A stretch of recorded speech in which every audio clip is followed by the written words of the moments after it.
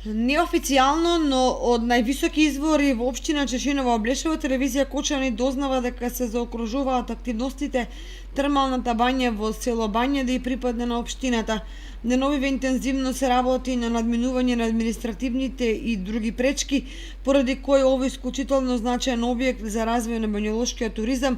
со години стои заглавен во некакви правни лавиринти, бидејќи собственост над него полагаше и Кочанската здравствена установа. Со решавањето на имотно-правната регулатива и стекнувањето на собственоста на бањата,